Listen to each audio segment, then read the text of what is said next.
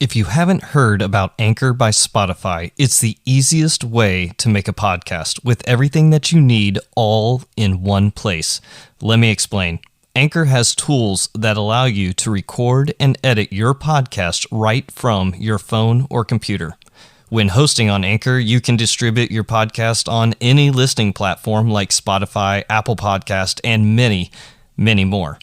It's everything that you need to make a podcast all in one place. And best of all, Anchor is totally free. Download the Anchor app today or go to anchor.fm to get started.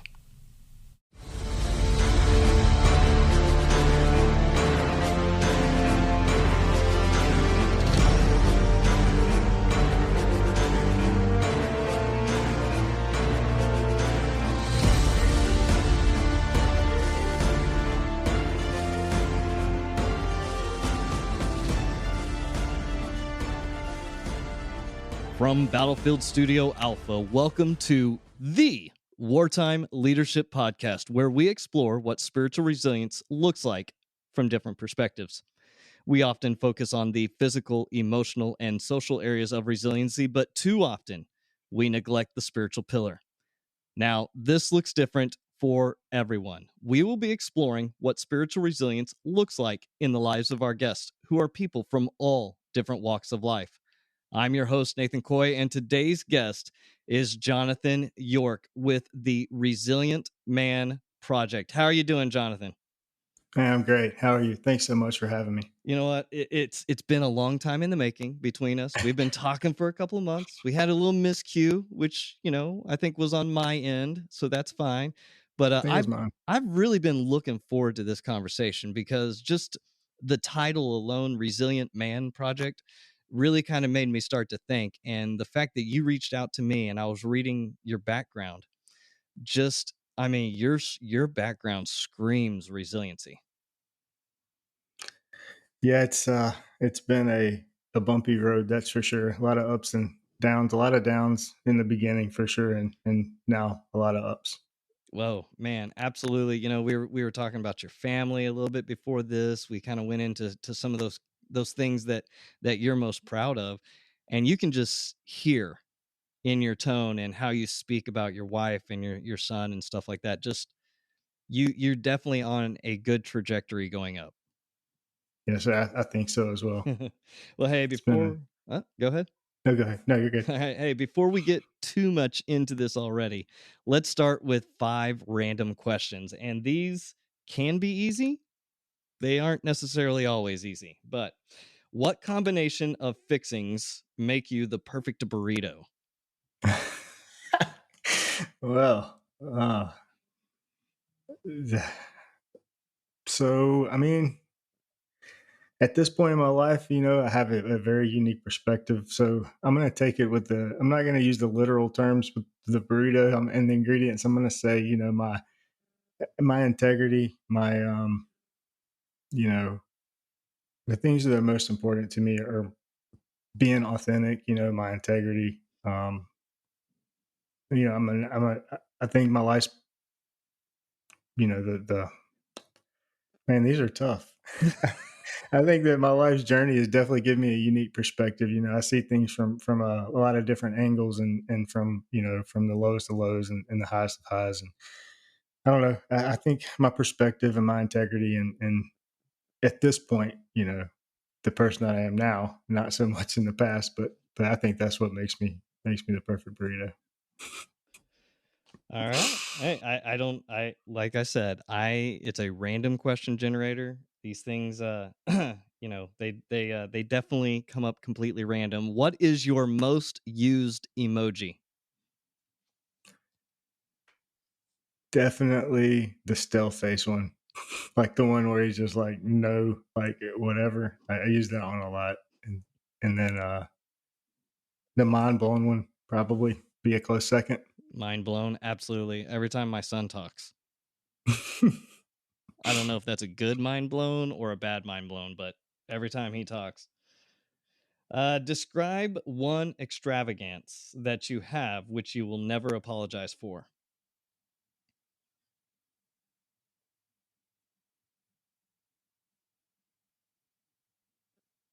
Mm, I like I don't really, man. I'm a pretty simple guy. And man,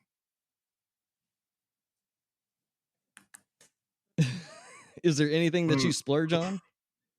yeah. I mean, I do like it, but it's like supplements and the t-shirts from the places that I support are probably way overpriced. So let's say that. Well, there you go. Then that's actually perfect.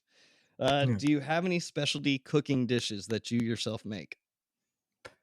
I mean, I'm a southern born and raised, so I know my way around the grill and the smoker and those things. Before I really cleaned up my diet, I was kind of known for my ribs, so we'll go with the ribs. I've actually tried to find a healthy version of ribs. Haven't been able to yet. Yeah, I don't think that's possible. Yeah, not at all. Okay, so this one was really weird. If you could kill anyone and get away with it, would you? Yes. See, there's the honest answer. Yep. Up until now, Absolutely. everyone's been like, nope, wouldn't do it. Yeah. I would. There's some evil in this world that needs to be taken out, in my opinion. You are not wrong. Absolutely 100%. Now, that question did get me in trouble one time because when I asked the person, they started to name names, and I was like, no, no, no, no, no, no, no. We do not condone that on this podcast in Yeah. any form whatsoever.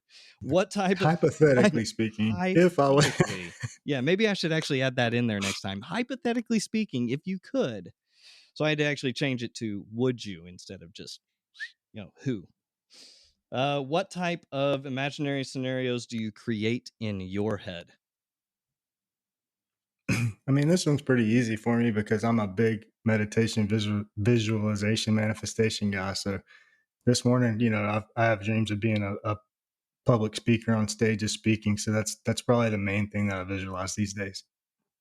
That's a really good one to have. What's the largest audience that you've ever spoken to? I'm just really getting started on it. I've got a speaking coach, who's kind of helping me put my story together and get some things lined up. Hosting a virtual event and a live event, kind of get my feet wet. So coming soon. Awesome. Hey, I can't wait to see more about that because listen, folks, you're about to learn a lot about Johnathan, and we're going to go down a little bit of a journey with him on his story. And you are going to be blown away by how resilient Johnathan truly is. And I know I'm setting the stage for you here because I really want to, because I know this is a special story and it's a special one for me to be a part of. So speaking of that, Johnathan, why don't you take us on a journey? Bring us, as far back as you want to. Tell us as much as you want to. Use this time as your testimony to tell us about you and where you've been and how you've gotten to where you are now. Sure.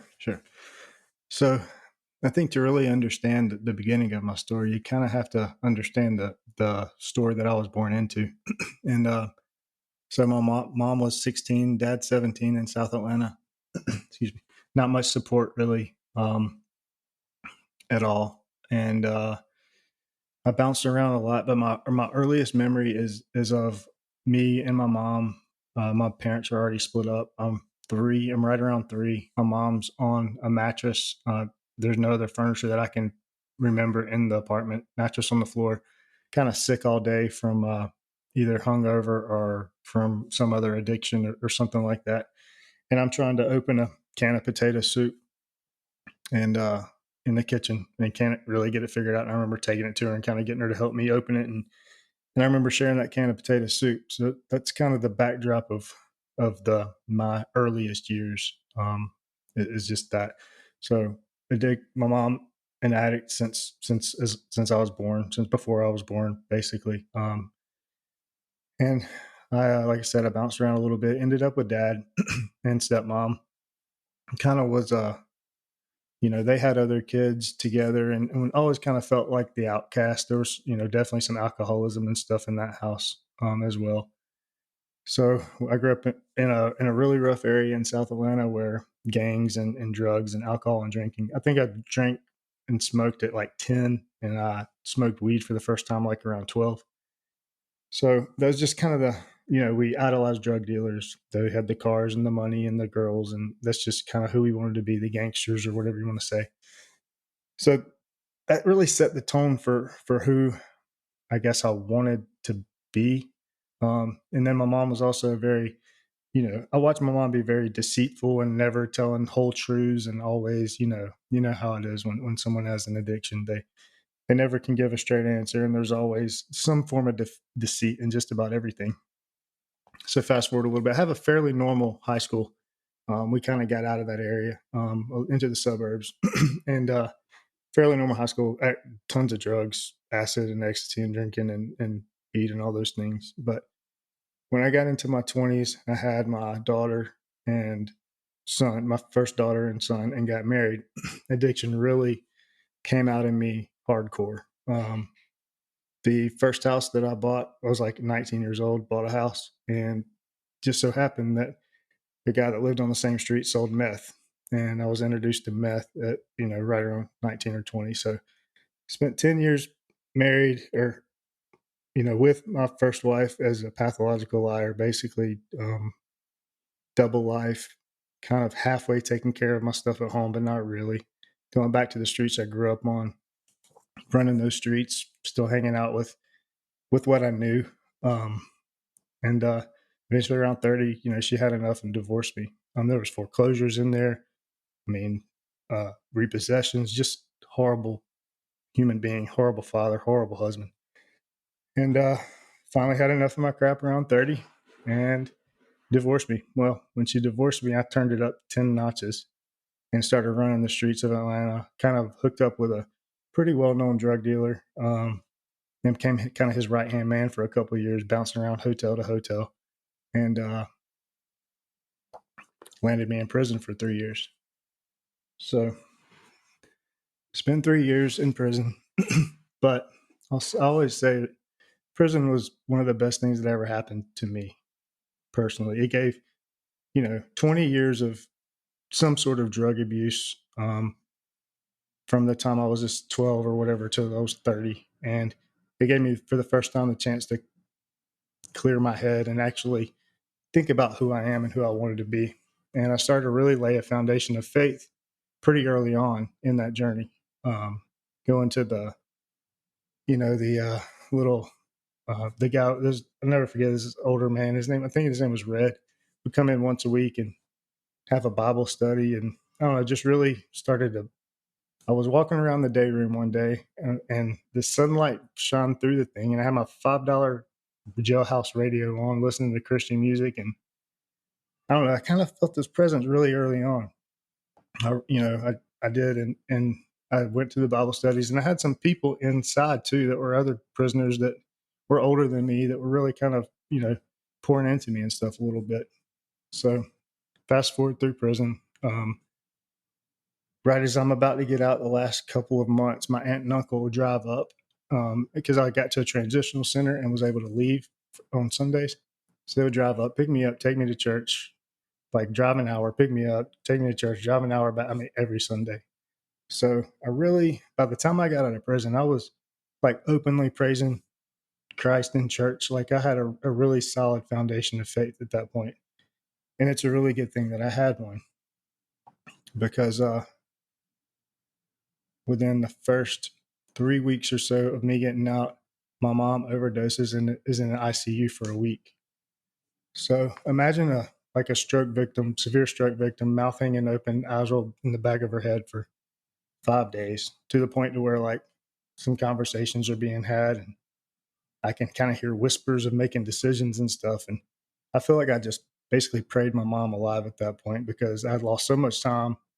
I just didn't want that to be it. She pulled through.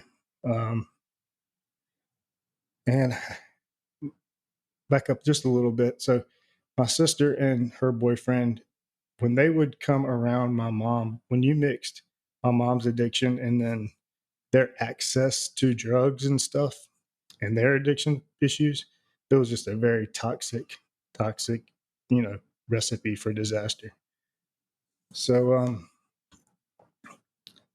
yeah, I get my mom kind of away from them and into an apartment. And I'm on the back porch with her one day, and she gets a phone call from my sister, and they need somewhere to stay. Now, granted, my mom had just gotten out of her, ICU and her overdose and all that. So I I kind of was beside her during the phone call, and I got her to stand strong and say, you know, I can't. You're gonna have to figure it out for your own for once. And she didn't let her come home. So I was feeling good about it. I felt like it was the right thing to do. But what I didn't know was about a month later, I would get a phone call at 7:30 in the morning that my sister had overdosed in some crappy hotel room by herself in Atlanta and passed away. So here I find myself driving about 30 minutes to tell my mom, who had just gotten an overdose, just gotten over an overdose herself, that her only daughter, had died. So I'm carrying that guilt of, should I have let her come home? All these things. And obviously, that's the worst morning of my life, having to tell my mom and deal with that. And then having her look at me and kind of always wonder, does she blame me at some level? So I wrestled with that, but kind of pulling my mom through. And I get her into a different apartment, and I'm working 5 minutes away from her, and I'm checking on her every day. But at this point, she's pretty much, like, from the years of drug abuse and everything that she's been through, she's pretty much insane. Like, I would sit outside of her apartment door and hear her have these conversations with no one, like evil conversation, like stuff vile. Just, I can't even really explain it. Conversations with no one. Until one day on my lunch break, I went to check on her, and she had suicide by overdose, and I found her on my lunch break. So at that point, my faith was definitely rocked to my core. I relapsed. I picked up pain pills off of the floor of her apartment that day, threw them on my mouth, walked outside, and called the police.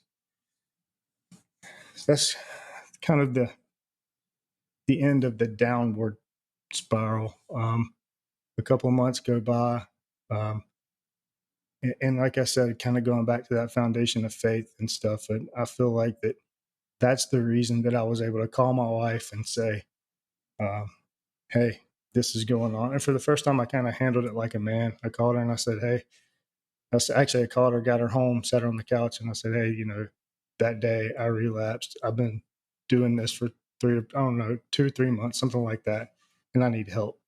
So we called a pastor of a church that we had just started going to. It was actually a startup church, and he spoke with me, and I got some support, and I was able to kick it. And through all that, I've built a family and a career and a business, and I've managed to make something out of myself. And then now, about 2 years ago or so, I really went through this time of my life where, through some circumstances with my wife, that um, God put it on my heart. I kind of always carried around a victim mentality a little bit. Why me? Why did I have to go through this? It's not fair or whatever. And He put on my heart that it's all been for a reason. That I've been sharpening you for a reason, and. So once that thought and that comfort entered my heart, everything changed. And I mean, that just the power of what it sounds like, to be going through what some would consider pure hell, and then to come out on that other side. When it came to your aunt and uncle coming to pick you up from the home, who initiated that relationship? Did you reach out to them to start to cultivate it again, or was that more of them seeing a change and investing in that? I mean, they always cared a lot for me because there had kind of been a few people in my life that had really been the parents and been the people of support, that there was the way that they're supposed to be there. So I think they always felt, in a different, you know, they've seen me grow up with no one else around my age, because my mom parents had me so young, and just, I don't know, I think they kind of seen the life that I had led, and the things that I've been through, and for whatever reason knew my heart, and wanted to make sure, that they did whatever they could do to make sure that I was the man that I can be. So that time that you had in prison when you were alone and really kind of searching for something, what were those key elements that really kind of came alongside you and created this change? I would say, the biggest things that I focused on were my two kids that I had at the time, um, and just really thinking about the life that I wanted to have. That the legacy that I wanted to leave was not one of the path that I had walked for the past 20 years, and like I just knew that I could do better and be better, and I had more to give in me. And like I said, that injection of faith and spirituality, really for the first time in my life, was a big part of that, I think. But I didn't really develop um, a real relationship with Christ until, like I said, when I went through that thing like 2 years ago.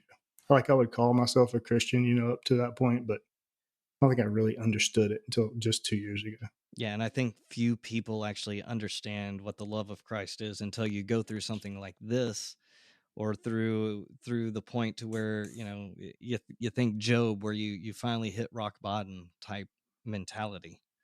And that's a tough one, but I like what you said. The legacy I wanted to leave was not the one I had been living for 20 years. That's reinvigoration. That's picking yourself up. Yeah, for sure. Okay, so you've kind of danced around it a little bit. You started to mention it, but how do you define spiritual resilience? That's an easy one for me. Spiritual resilience is nothing more than a personal relationship with Christ. Okay, so how do you develop that within yourself? I think being available, I think through prayer, through, and, just looking inward at a level that not many people do. Um, but really being available and opening yourself up to really experience Him and feel Him in you. Like I've had some couple of months ago, I was going through a little something and I couldn't sleep. I hadn't slept well in a long time, and a thought hit me. I said, maybe I haven't slept because I haven't prayed tonight.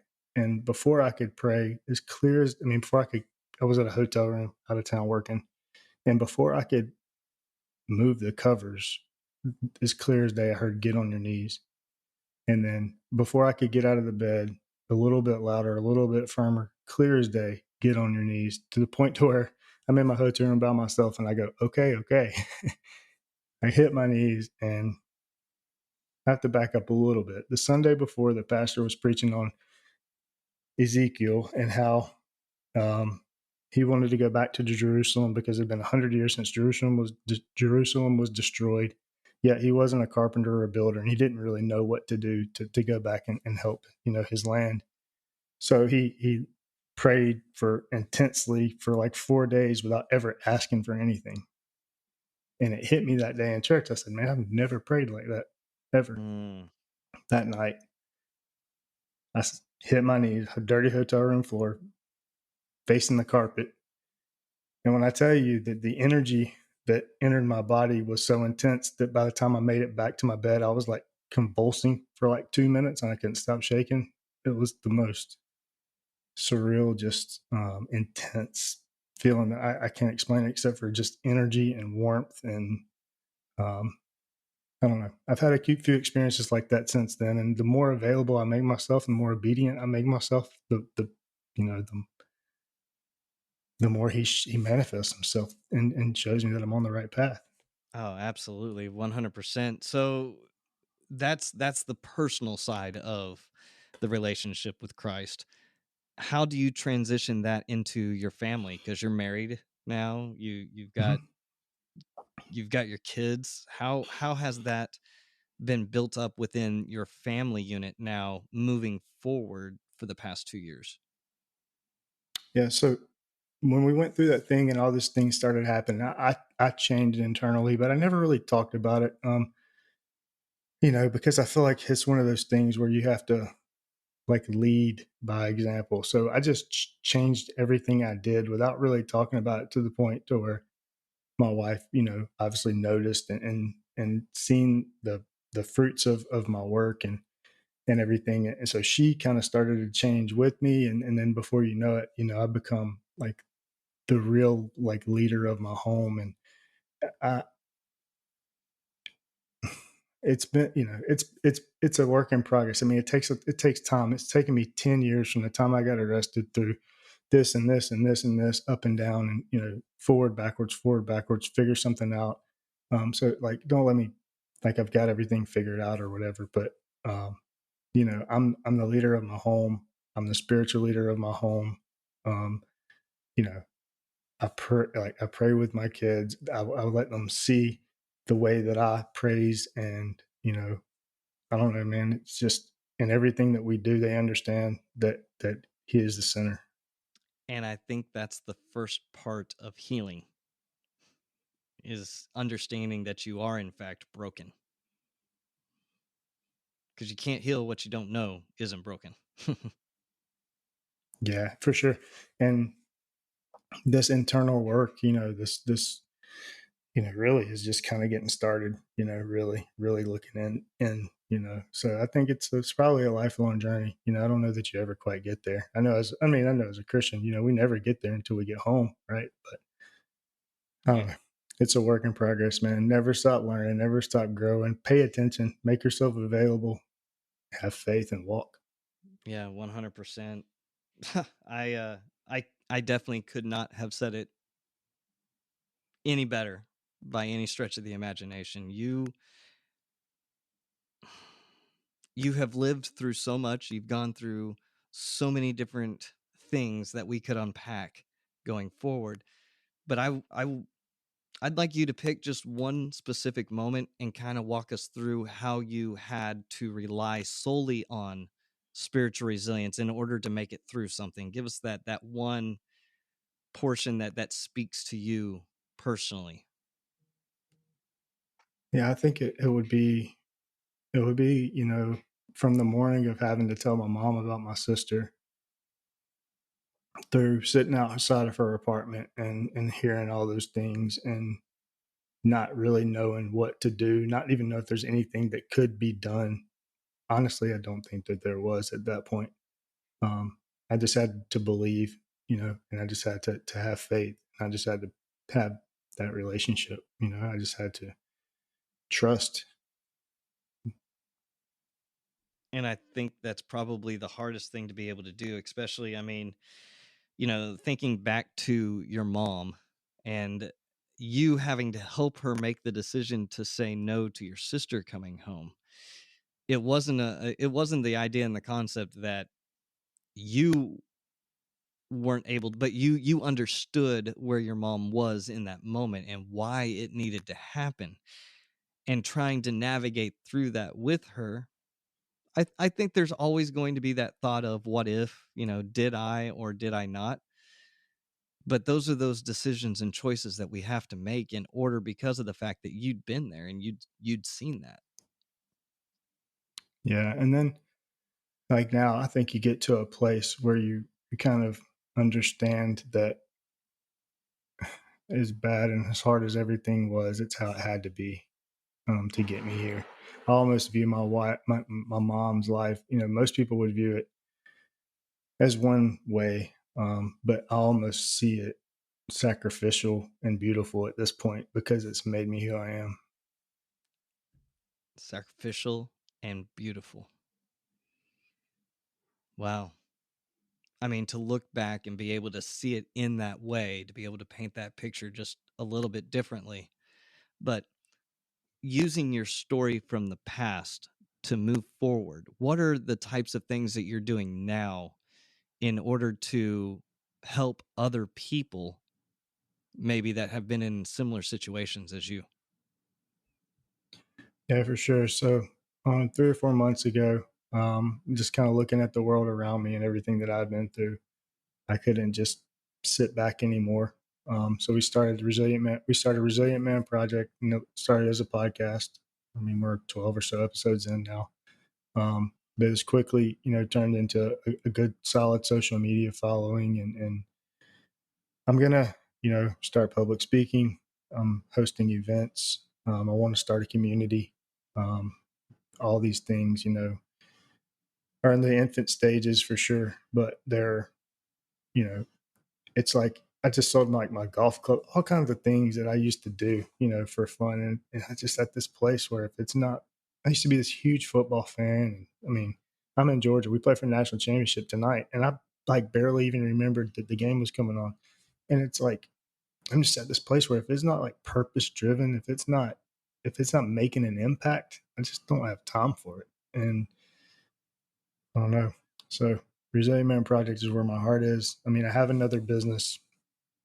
We do industrial flooring and residential flooring, resinous flooring. But man, my heart is in this mission. This I almost want to call it a ministry at this point. Like my heart is in this.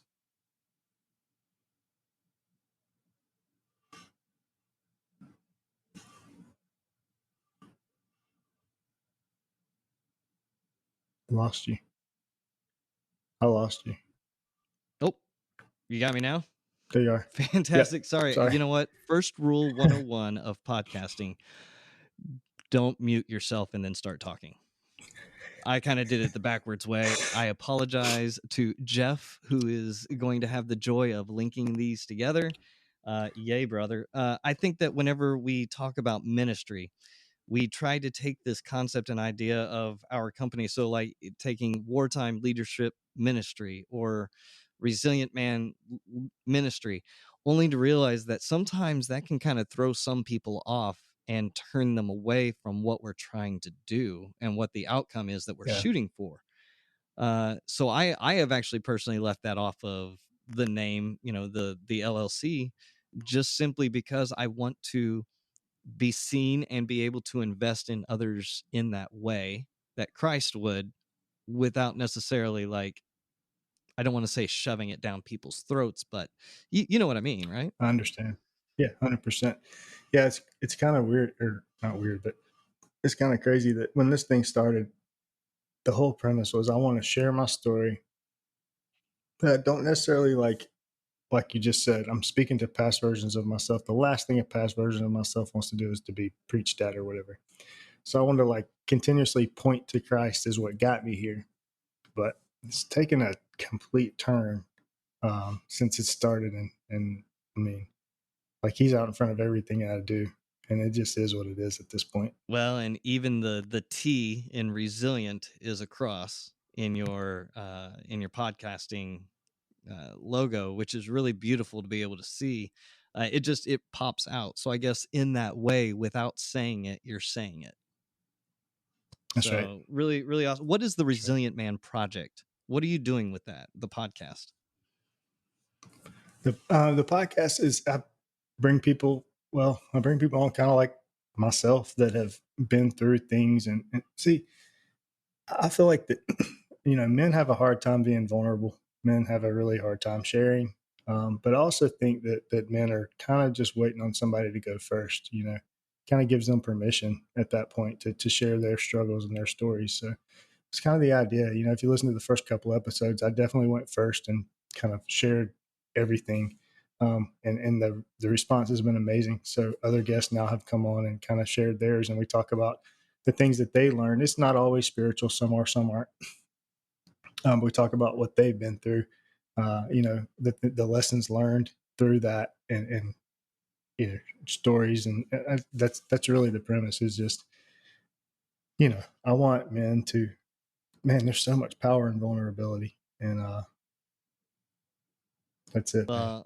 I think it's 100% true. You are evidence of that. And I applaud you for what you're doing, because you've taken your story and now you're helping other people craft their stories. I mean, in looking at the episodes and the people that you have on, you can just see that there's this, it's not like, the safe space, right? But it's a place where people of like minds or like identity are coming together to be able to share stories. And you're using it really, really well. You're kind of helping and navigating, facilitating these conversations to allow people a moment of healing, I think would be a good way of saying it. Yeah, Never really looked at it like that, but yeah, I think so. I know so because I'm reading it and I'm looking at it and I'm seeing it in you. And if you can see it in yourself, I mean, you're 2 years into, let's be honest, you're 2 years into this healing journey. And it is truly a story of resilience, because resilience is picking yourself up, dusting off the deal. But sometimes you need help in doing that. Oh yeah, 100%. You definitely need brotherhood, man. Brotherhood is the antidote to save this world, in my opinion. Yeah, but I think that we're afraid of that a lot of the time. Oh yeah, 100%. I think in people like your case, in my case, you know, we're I think brotherhood brings a different meaning to people, especially whenever you cross over into that Christian realm, when now you talk about brotherhood in that we're brothers, daughters, sons, sisters, you know, within this community. Yeah, I think both, you know. I think Christian or not, you know, if you're not, I still think that there's a lot of power just in men supporting men and being vulnerable with each other and sharing our stories and what we've been through. There's obviously tons of power once you inject Christ into that, but you know, regardless, I think brotherhood is super important. That's really kind of the goal. I think a resilient man eventually is to have a community of people that are don't mind being vulnerable, don't mind saying, "Hey, I screwed up and I've been through this, and hey, I've you know this is what I learned and this is how I got through it," so that the next man who is about to go through it or in the middle of it, you know, has a roadmap, you know, to get to the other side and then not destroy them. Yeah. Yeah, not destroy them is the difficult part, because we allow ourselves to be vulnerable, and then sometimes we get hurt by that vulnerability, and that becomes another scab that we then put up on ourselves. So Yep, I 100%. really appreciate you, Johnathan, and your vulnerability today to be able to share your story. And I know that you're a reading man, because the hard 70, what is it, hard 75? 75 75 hard. hard. Yeah, I'm on my yeah second round this year, or not like this calendar year or whatever, but this second round. It's been amazing. It's an absolutely free program, and anybody who's I don't get anything from it or whether I'm just telling you, like if you're in, you need to find that next gear, man, it'll do it. And it's not just physical; it's mental. It's everything. It's confidence. It's all the good things that you need. But in it, you have to read. Part of that is actually reading what, 10 A lot. 10 pages a day, I think's what it is. 10 pages a day for Okay. 75 And days. so Yeah. in doing so, I know that you have found some good books to come alongside you and to help you on this journey. So why don't you give us one, maybe two recommendations that you have for books? So I think this is a book that really kind of is a needle mover, and that's Atomic Habits. I don't know if you've ever read Atomic Habits. Atomic Habits is an amazing book, and I'm big into psychology and things like that. Like I really like. Man, I'm having a hard time deciding between it's Psycho-Cybernetics. That's a really cool book written by a plastic surgeon, but from a psychology standpoint about how just because people change their appearance didn't change their heart. Like it's a really cool book. So those are the two I like a lot. Wow, James Clear with Atomic Habits. I think that's who the author was of Atomic Habits. Yeah. Mm-hmm. Yeah. And what was the second one again? You said Psycho-Cybernetics. the fact that people change their appearances does not change their heart. There's a lot there to unpack, and I can't wait to actually read that one. It's a cool book.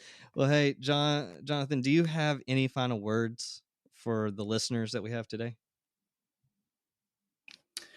I just, you know, you're stronger than you think you are. You know, if you're in the middle of it, just keep taking that next step, you know. And if you don't have a relationship with Christ, you know, make yourself available and he'll show himself.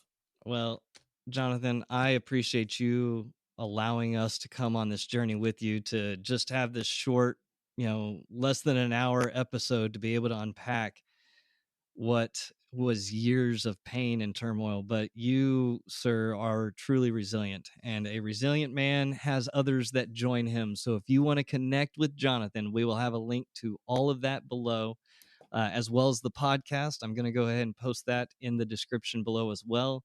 12 episodes so far. To be able to get caught up is going to be super easy, but I will tell you that the impact will be a lifetime. So thank you again, Johnathan. We are grateful for having you here. Today's episode is only possible thanks to my friend and producer, G. Frazier with 369sounddesign.com. He is the one that has the hardest job of us all because he gets to make me sound good. So we are blessed by the entire team here at the Wartime Leadership Podcast. See you next time. Be blessed.